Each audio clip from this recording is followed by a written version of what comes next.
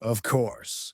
Here is the story completely rewritten from scratch, crafted for maximum cinematic and emotional impact. Perfect for a viral YouTube narration.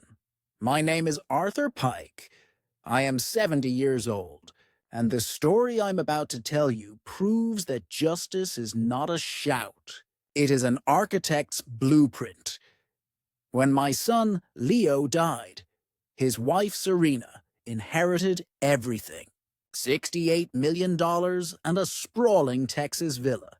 Hours after we buried him, she threw me out. She physically pushed me over the threshold and told me to go die in a dumpster. She thought she had won. She thought the old man was broken. What she didn't know, what she couldn't possibly know, was that my son and I had one final project together. And the blueprints were perfect. I was standing in my son's study. I was a structural engineer. I find my solace in logic, in things built to endure.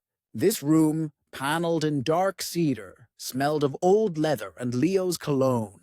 It was the last place in the house that still felt like him. Beyond the wide glass window, the Austin Hill country stretched out, the ancient oaks standing as silent sentinels. We had just put Leo in the ground, my son, 40 years old, gone. The door latch clicked, a sound as sharp and final as a gunshot. I didn't need to turn. Her perfume, a cloying, expensive cloud, always announced her first. Serena, my daughter-in-law, glided in. At 35, even in grief, she was flawless, which is to say, she showed no grief at all. The black dress from the cemetery was gone, replaced by a silk blouse the color of mint money, a bright, jarring green. Her eyes were dry, clear, and utterly impatient. Mr. Yates finished the reading, she announced. Her voice was flat as glass. No sorrow, just business. While you were out here, brooding, the little barb was her specialty. I had been in the garden, trying to remember how to breathe. For the last 6 months, I'd lived in this house, sleeping on a cot in the guest room, listening to the agonizingly slow decline of my only child. Pancreatic cancer. It had ravaged him, leaving a husk I barely recognized. But I was there for every second of it, and, I asked, turning to face her, a tight, victorious smile touched her lips. It's all mine, Arthur. The will was very clear. This villa, the 68 million, the last valuation of Pike Analytics, the company Leo built from his college dorm room. My son was a genius. He had married a viper. A cold dread, heavier than grief, settled in the pit of my stomach. Serena, I whispered, my voice cracking. He was my son. We just buried him. She cut me off, her eyes turning to ice. No, she said, stepping closer. He was my husband, and that's over. She crossed her arms, a gesture of finality. Now you are a guest in my house, and I want you to leave. The words hung in the air between us. I want you to leave. I must have looked lost because she sighed, as if explaining something to a slow child. Leave, Arthur. Leave. Get your things and get out. Go where? I stammered. I sold my condo in Houston to come here. Leo wanted me here. He asked me. Leo is dead, she said, shrugging as if commenting on the weather. He doesn't get a vote anymore. I need my space. I need to move on. And I can't do that with you haunting the halls. A sad old relic reminding me of sickness. The cruelty stole my breath. I had sold the small, quiet home I'd shared with my late wife, Eleanor. The home where every corner held a memory of her. I'd cashed out my retirement, all at Leo's desperate request 6 months ago. Dad, I need you. I don't want to be alone with her. But my things, I stammered. feeling the pathetic weakness of my position. My clothes, my photos of Eleanor, they're in the guest room, Serena laughed. It was a short, dry sound, like a bone snapping. That junk. She walked to the study door and pulled it open, holding it like a doorman, dismissing a beggar. I've already called a service. They're coming tomorrow to clear out the clutter. Estate sale, maybe. Or maybe they'll just haul it to the dump. Her expression hardened. I'd suggest you be gone before they arrive. It would be embarrassing for you. I stood frozen. She was talking about my life. The physical remnants of 70 years. You're throwing me out. The words tasted like ash. The same day as my son's funeral? This is my house now, she insisted, her voice rising. My life, my money, and you are not welcome in it. Her last shred of patience vanished. She strode forward, placed a perfectly manicured hand on my chest, and pushed. It wasn't violent, but it was firm. A push of utter dismissal. I stumbled back, out of the study and into the grand, cold hallway. Serena stood framed in the doorway, a queen surveying her new, clean kingdom. She looked me up and down, her gaze filled with a contempt so pure it was almost impressive. "Listen, old man," she hissed, her voice dropping to a venomous whisper.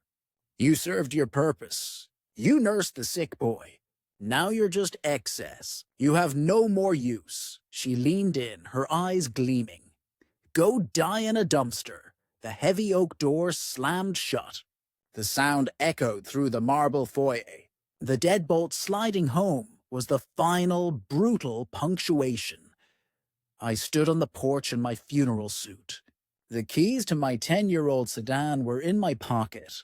Nothing else. No wallet, no home, no family. The Austin evening was cooling, but the chill I felt came from deep within my bones. I stood motionless for a full minute, processing the raw, unadulterated hatred. I tried to breathe, but my chest was encased in concrete. And then I remembered.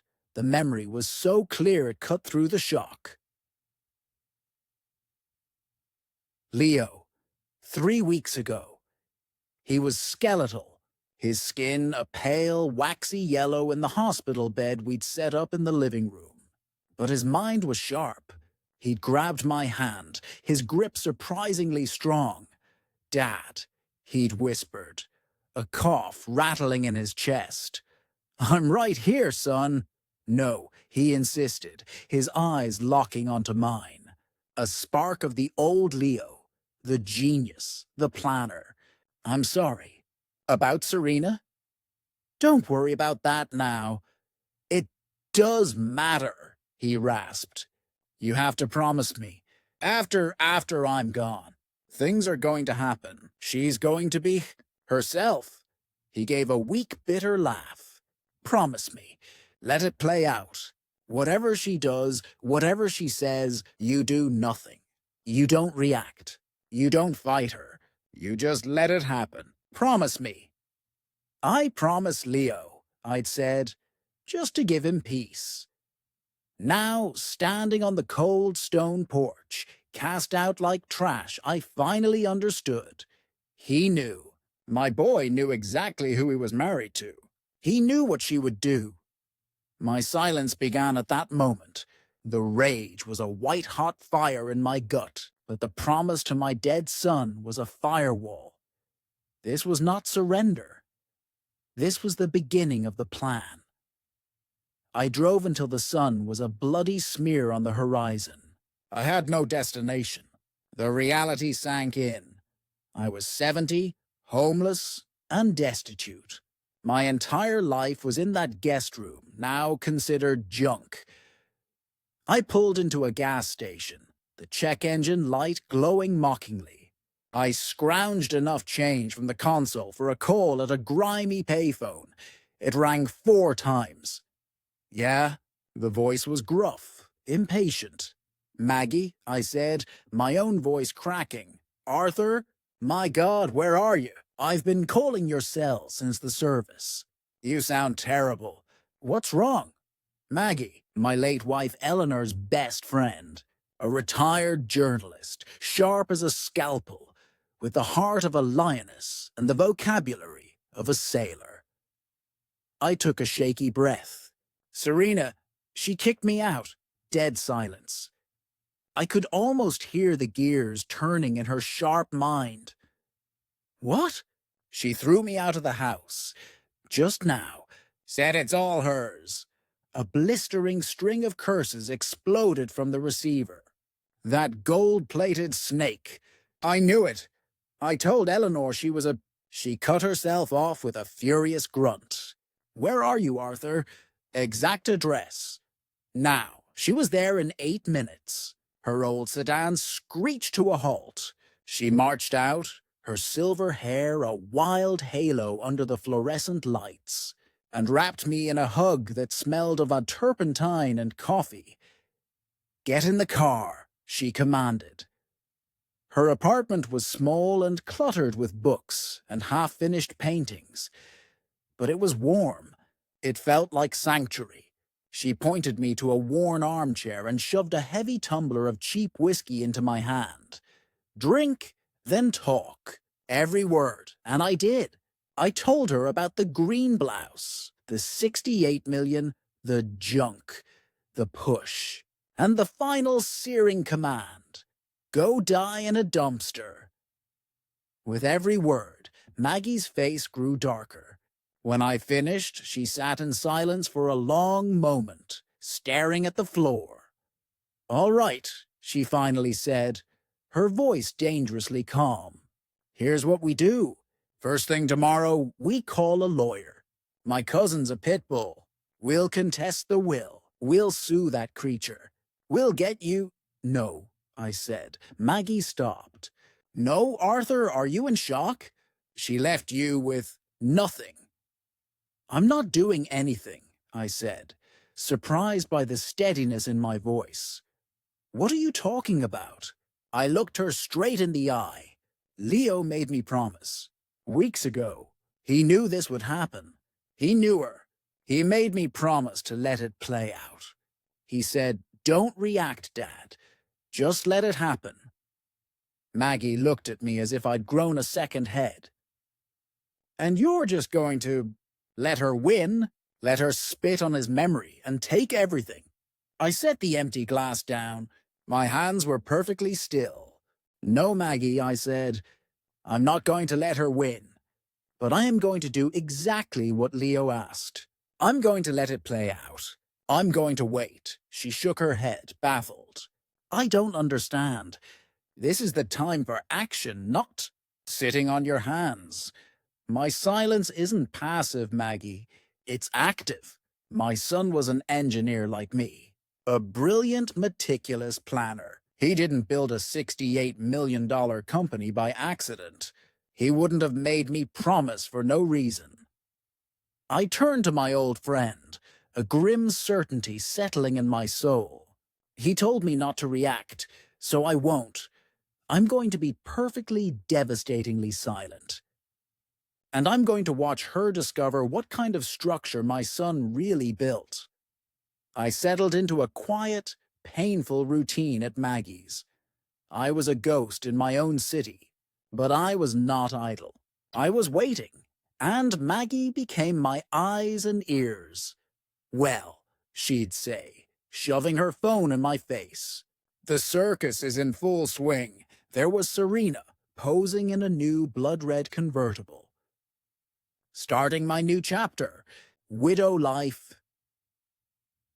Blessed. Days later, photos of a lavish party at the villa. Strangers holding champagne flutes in my son's garden. She's having an estate sale, Maggie reported, her voice thick with disgust. Selling Leo's entire life, his vintage engineering books, the desk he coded his first company on. Everything. I just nodded, sipping my coffee. Don't you want to scream? Maggie asked, watching me. I looked at the picture of Serena, her arm around a handsome stranger. "No," I said, my voice quiet.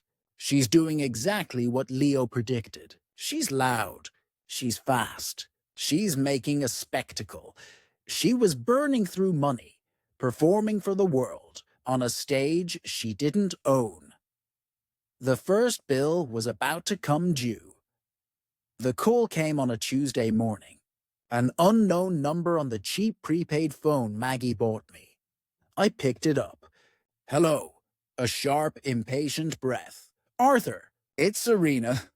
Her voice was cold, arrogant, not a trace of desperation. Yet, "I need the key." "I'm afraid I don't understand." "Don't play stupid with me," she hissed. "The safe, the little one behind the bookshelf in his study. I can't find the key. He gave it to you." The performance was over. The parties weren't enough. She needed something specific. "Why would you think I have it, Serena?" "Because you were his confidant. You two were always whispering. He probably told you to hide things from me." "I'm sorry, I can't help you." "Listen to me, you old fool." Her voice dropped to a raw snarl. "I am not asking. I am telling you. Whatever is in that safe belongs to me. I am the sole heir." She was right, and Leo had made sure I would promise not to interfere. "I'm sorry, Serena," I said again, enjoying the sterile, meaningless phrase. "Give me the key." "Or what? You want money? Is that it? Blackmail?" "I don't know what you're talking about." It was the first deliberate, calculated lie of my plan. It felt structural, a foundation stone. A shriek of pure frustration pierced my ear. "You do know. I'll call the police. I'll tell them you stole from the estate." I waited. The silence from my end was, I hoped, more terrifying than any threat. "I don't have what you're looking for, Serena." And I hung up. Maggie had stopped painting, a smear of blue on her cheek. "Well," she said, "the piranha is starting to starve." "No," I said, looking at the phone. "She just realized the bait is in a cage she can't open." It was time. I went to my small, battered suitcase.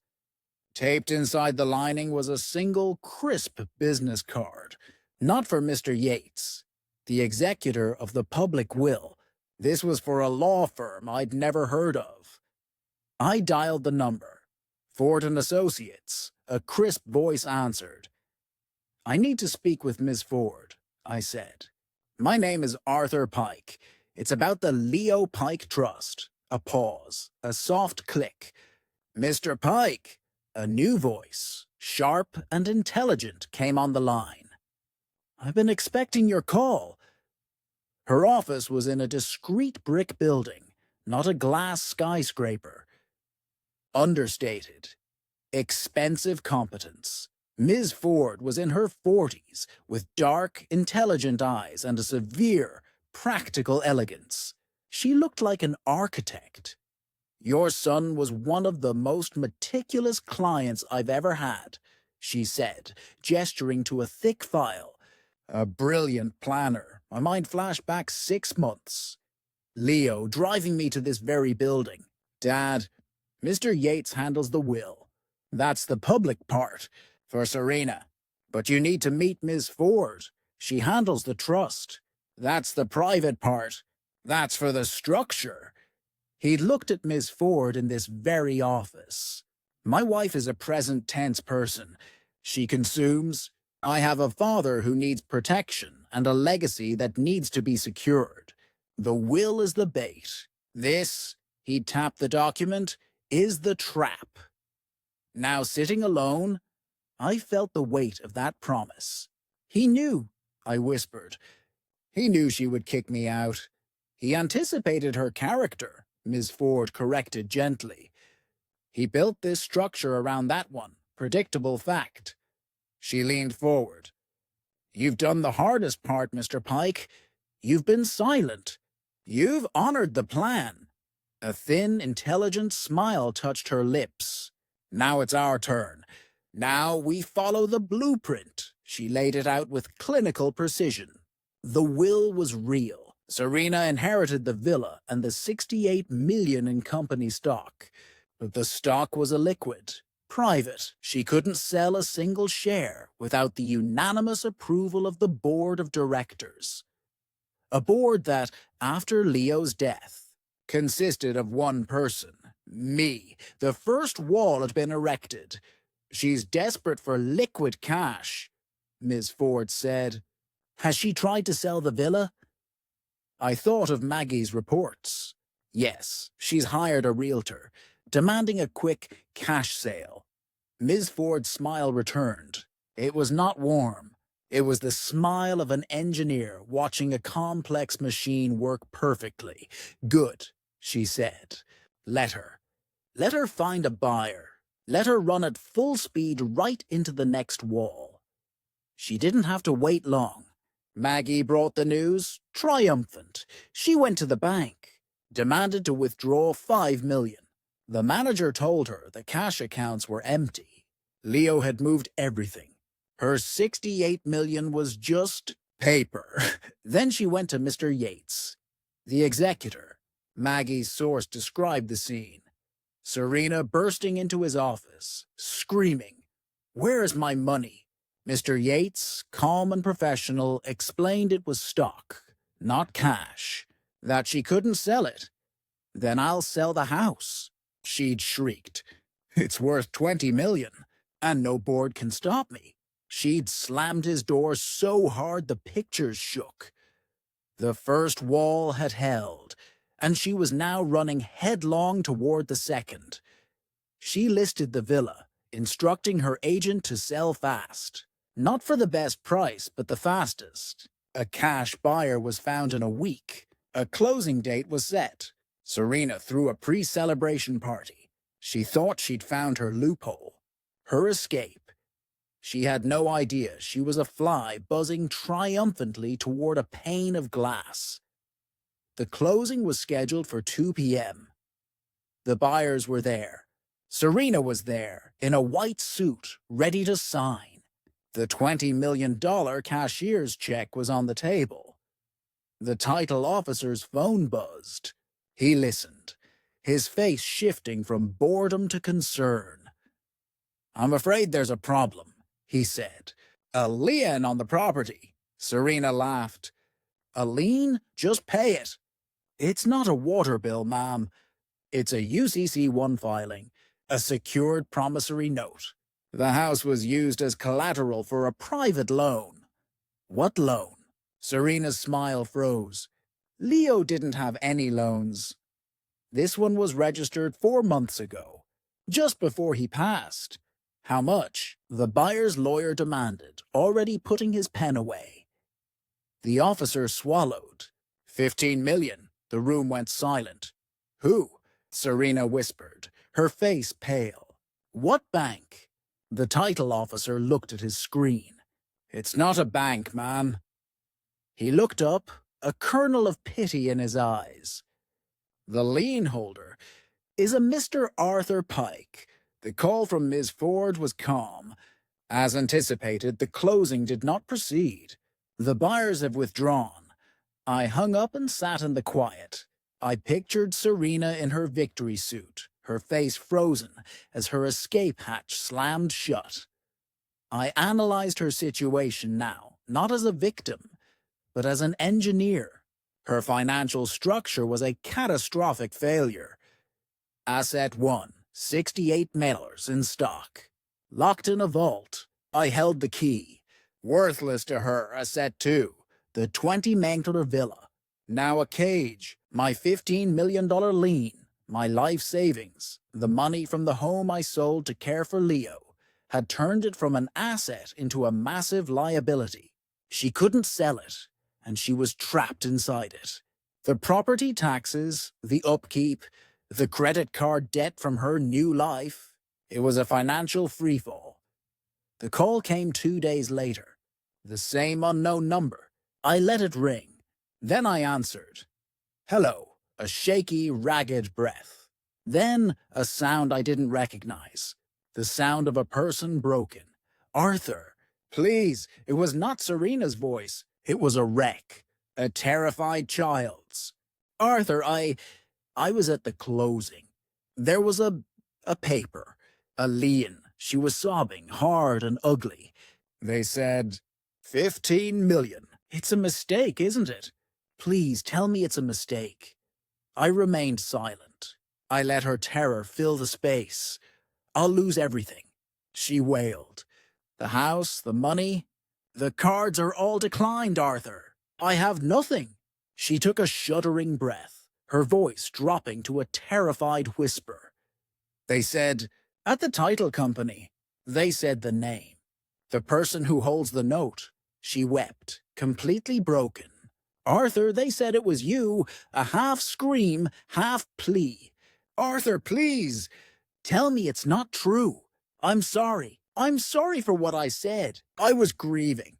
I didn't mean it. Please, you have to help me. You're the only one. Please fix this. I let her desperate, lying words hang in a long, perfect, structural silence. Then I spoke. My voice was cold. The voice of an engineer stating facts. Ms. Ford's office, I said. 10 a.m. tomorrow. She stammered. What? I can't. 10 a.m., I repeated, my voice cutting through her panic. I paused, then delivered the final devastating blow. And, Serena, I said, my voice as clear and cold as ice. Bring your lawyer. I ended the call. The meeting was short. Serena was a hollowed-out wreck. Her lawyer was a boy in a cheap suit. Ms. Ford was a scalpel. She explained it all. The $15 million loan Leo had secured from me to fund his company's final project. The villa used as collateral. The terms, due in full 60 days after his death. He had passed 61 days ago. The loan was in default. Mr. Pike, Miss Ford announced, her gaze pinning Serena to her chair, is not here to forgive a debt. He is here as the secured creditor. She paused, letting the final beautiful truth land. He is here to foreclose. Serena's face went blank. She made a small O with her mouth, then slid from her chair in a dead faint. When she came to, humiliated on the floor, Ms. Ford gave her the choice. Option 1. Fight it in court. Lose. Be evicted by a U.S. Marshal, left with nothing but worthless stock and legal debt. Option 2. Sign over all rights to the $68 million in stock to the Leo Pike Charitable Fund. Vacate the house in 48 hours. And walk away with a one-time payment of $500,000. The choice was between $500,000 and zero. Her hand trembled violently as she signed the papers, trading an empire for a bus ticket out of town. I never went back to the villa. The charitable fund took possession, sold it, and paid back my $15 million in full. I didn't want the house. It was a monument to ghosts. With my life savings restored, I did what Leo and I had discussed. I became the primary benefactor of the Leo Pike Foundation, helping families of pancreatic cancer patients. I bought a small, quiet condo on the coast, near a beach my Eleanor loved. I am 70 years old. I have lost my son. The grief is a structural part of me now. A load-bearing wall that will never come down. But I kept my promise. The last I heard, Serena was working retail in Los Angeles. Justice, I have learned, is not a thunderclap. It is not loud. It is as quiet, as precise, and as powerful as a single, perfectly executed contract. My silence was not weakness. It was the time an engineer gives to a foundation, allowing the concrete to cure, to gain its full, unbreakable strength. I was just waiting. I was letting justice build.